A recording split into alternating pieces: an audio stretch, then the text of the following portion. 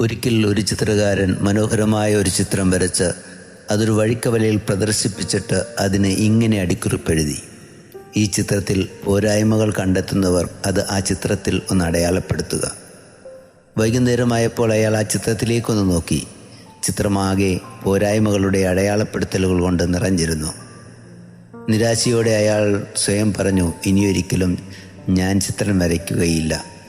ആ ചിത്രവും എടുത്തുകൊണ്ട് അയാൾ വീട്ടിലേക്ക് മടങ്ങുമ്പോൾ വഴിയരികിലിരുന്ന ഗുരു അയാളോട് കാരണം അന്വേഷിച്ചു. അയാളുടെ സങ്കടം മുഴുവൻ കേട്ട് കഴിഞ്ഞ ഗുരു അയാളോട് പറഞ്ഞു, വീണ്ടും നീ ഈ ചിത്രം വരയ്ക്കണം. അതേ സ്ഥലത്ത് തന്നെ പ്രദർശിപ്പിക്കുകയും വേണം. പക്ഷേ അടിക്കുറിപ്പ് മാത്രം ഞാൻ പറയുന്നത് പോലെ എഴുതുക. അയാൾ പോയി വീണ്ടും ചിത്രം വരച്ചുകൊണ്ട് ഗുരുസന്നിധിയിലെത്തി. ഗുരു അയാളോട് അടിക്കുറിപ്പ് ഇങ്ങനെ പറഞ്ഞു കൊടുത്തു: ഈ ചിത്രത്തിൽ പോരായ്മകൾ കണ്ടെത്തുന്നവർ താഴെ ഞാൻ വെച്ചിരിക്കുന്ന ബ്രഷും പെയിൻറ്റും ഉപയോഗിച്ച് ആ പോരായ്മകളൊക്കെ തിരുത്തി വരയ്ക്കുക. വൈകുന്നേരമായപ്പോൾ അയാൾ വീണ്ടും ആ ചിത്രത്തിലേക്കൊന്ന് നോക്കി. ചിത്രത്തിൽ ആരും തൊട്ടിട്ട് പോലും ഉണ്ടായിരുന്നില്ല. പ്രിയരെ, മറ്റുള്ളവരുടെ തെറ്റുകൾ ചൂണ്ടിക്കാണിക്കു കൊടുക്കുക എന്നുള്ളത് എളുപ്പമുള്ള കാര്യമാണ്.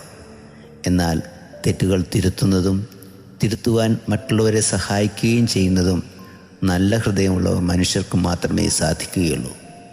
നമുക്കിന്ന് മറ്റുള്ളവരെ തെറ്റുകൾ തിരുത്തി കൊടുക്കുന്ന, അത് തിരുത്തുവാൻ അവരെ സഹായിക്കുന്ന നല്ല മനുഷ്യരായി മാറാമെന്നേ. God bless you.